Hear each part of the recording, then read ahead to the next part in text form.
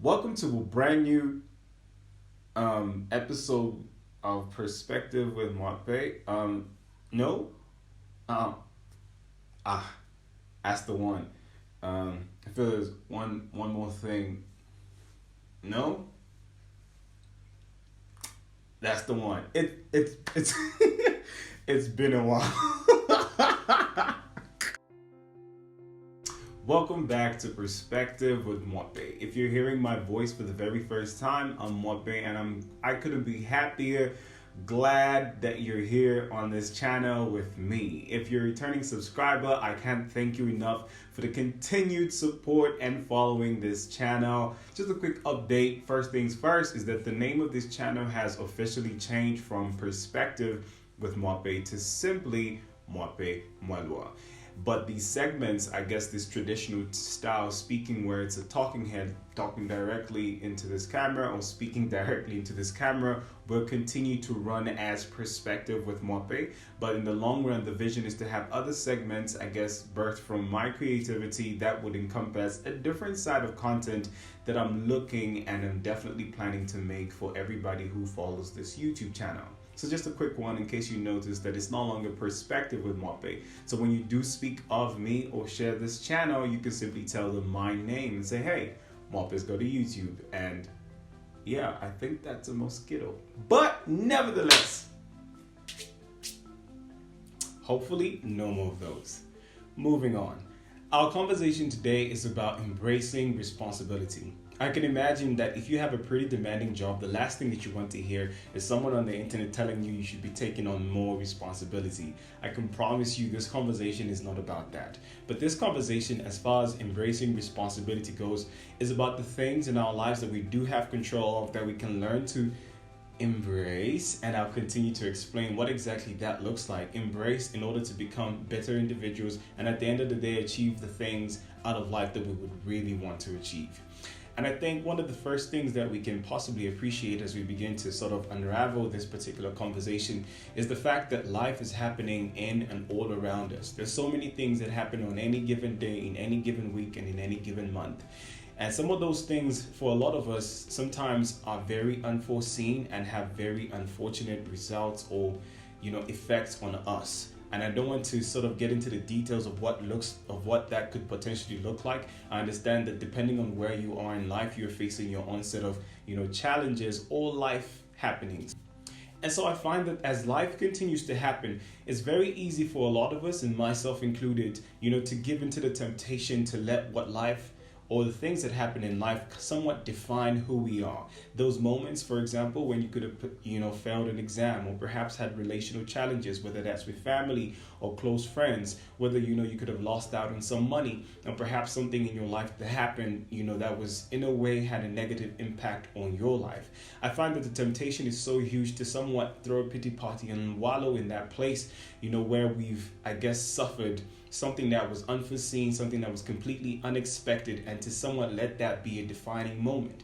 What I find, and most interestingly, one of the definitions that I looked up as I was researching the subject of embracing responsibility, and I like one definition that was given about embracing. It literally meant to take to the bosom, and I love that visual so much. I know in some regards someone would think of it as a hug, but I like the idea of taking it to the bosom. That means it becomes personal, and I feel that the response that happens after we've been through any type of setback or suffered any type of life happenings is to take to the bosom what has happened as a responsibility we have to address or let alone embrace. And I find one of the ways that we can do this is, first of all, appreciate that there are a lot of things in this life that are beyond yours and my control. But I find that the things that we do have control are the choices that we make moving past what has happened.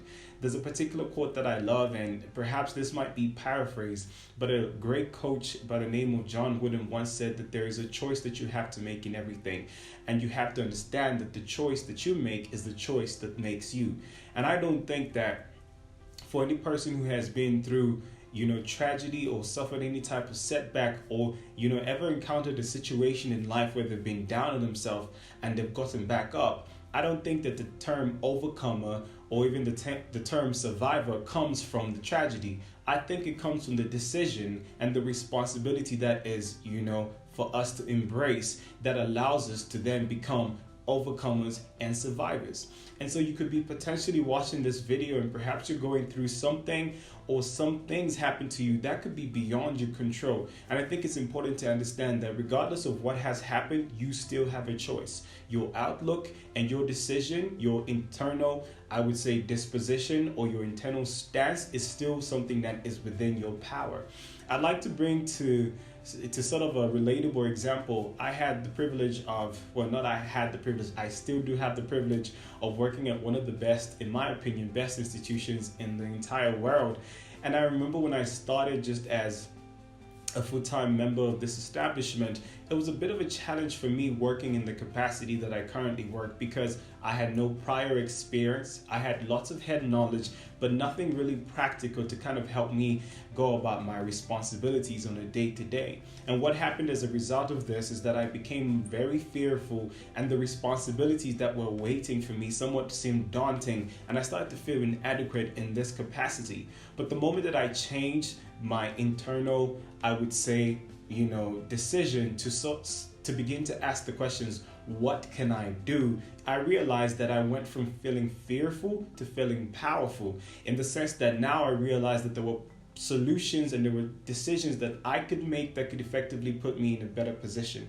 And one of the things that I did is that I reached out for help. Where I wasn't sure, perhaps I needed advice, I simply made a phone call and I said, hey, I need a little bit of help in this direction. And I started to look up what else I could do, and at the same time take up action that could help me move past some of those challenges and even the fears that had begun to sort of build in me as a result of trying not to embrace the responsibility. So what I found is that in an attempt to sort of figure out and, as I was embracing responsibilities, solutions about what I needed to do started to come to me. And all of a sudden I started to thrive and be in this place of starting to think in a possibility type of way. That means I'm looking at what's actually possible, what can be done, and what can I do to make this simpler. I realized some of the things that I even struggled with for weeks. I remember one of the things that I had a challenge with was managing a database, is that all of a sudden my mind was alive to the ideas that can then be implemented in that particular area. So now coming back to this embracing responsibility, evidently it could not be a work situation, but perhaps something that was beyond your control. It could be something that other people even have done and has, in a way affected you, and it has affected me. But I feel that at the end of the day, the decision as to how we look at that thing remains ours. And the responsibility, and embracing responsibility, it frees us up and it frees us to be at this place where we're no longer victims. And I think being a victim and feeling like this happened to me because these people did that, and this happened to me because such and such person said this, I feel like it keeps us bound to that same place. And I feel it never really allows us the power and the ability to get up. I feel that embracing responsibility, and kind of what the word responsibility means to me, is it requires a response and it requires my ability. So if you're perhaps facing some situations, I think a practical question to ask yourself is, what's my response? And what within my ability can I do? If what's within your ability is reaching out to a friend, then perhaps that's something you need to do. If a response would be to book another exam for something that you failed, then that would be something that you need to do. If perhaps you just need to gain knowledge, then you need to respond and you need to apply your ability to that thing that you can do. And I'm hoping that as we're speaking, that these ideas and the things in your life perhaps that have been somewhat daunting, I hope that they begin to look a little more possible. And I can imagine that there are people out there who are watching this particular video who've been in places where things have happened to you and you felt so discouraged. And I feel that this is particularly for you. I feel that oftentimes when we go through hardships, a lot of the temptation for a lot of us is to somewhat fall back, and be in this place where we isolate from people. And sometimes the expectation is that people will figure out that what we're going through is very real and it's very challenging for us. But I want to encourage you that the responsibility to reach out to others is within your hands. If you never actually communicate your needs or communicate your hurt, then it would be a long time before someone could potentially recognize that you're going through something. So perhaps you're feeling like maybe people just don't get me. I think it's perhaps your responsibility, and this is really an invitation, the kindest one that I hope you've received today, to reach out to a trusted friend or someone that you look up to and simply say, hey, I'm not in a good place, or I could need some help with this. Finally, and if you're watching all the way until this point, I really feel that one of the things that I have to highlight and really mention is that responsibility really requires practical steps. So, this is an activation, well, not really an activation, but a challenge to you. That as you begin and as you are listening to this, I hope you begin to ask yourself, and I've been doing this for myself, is what are the practical things that I can do? Because it's not enough to know that this is something I must do. In order for that to effectively work for you and I, we actually have to begin to walk. I don't even know why I'm doing this, but we have to begin to walk in those things that we recognize and the responsibilities that are due to us. If perhaps it's perhaps booking another exam or beginning the laborious task of dealing with what's on the inside and working on yourself to become a better individual for the future that you envision, I want you to know that this is something that has to look like something. It has to look like a step. It has to look like a stance. It has to be proactive and not passive. I don't think that any type of responsibility requires you to sort of acknowledge it and then lay back and fold your arms and expect that it would just come to pass. For all the people that, like myself, that are in the Christian faith, I think one of the things that I've come to appreciate, and I'll say this as I'm coming to a close, is that I believe that God is good and He has so many wonderful truths that He's promised us, and we get to see these on a daily basis. But I also believe that the responsibility is for us to take a hold of those things and take them to the bosom and really take them and hold them dearly and believe in them.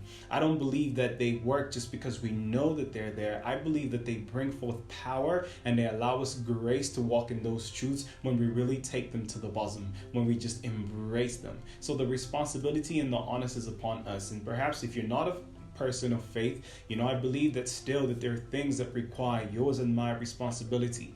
Of course, yes, it's a good thing to be a good citizen and a good person, but I feel that it requires us to take the extra step to understand that being good alone won't just do it, that we have to take the extra step of being responsible for our relationships, for our finances, our education, for our families, and all of the things that are around us. Effectively, I believe that these are the things that will help us have a better life, become better individuals, and at the end of the day, have a different worldview from what a lot of people sadly are accustomed to. I hope that this was refreshing for you. I hope that you had something that you could take away. I hope that it prompted something within you to just get up and do something. And I hope above all that it was able to change your perspective. Thank you again for joining me. I can only hope that you come again next week as we look at a different and an interesting conversation from everybody here, which is just me. It's later until next week.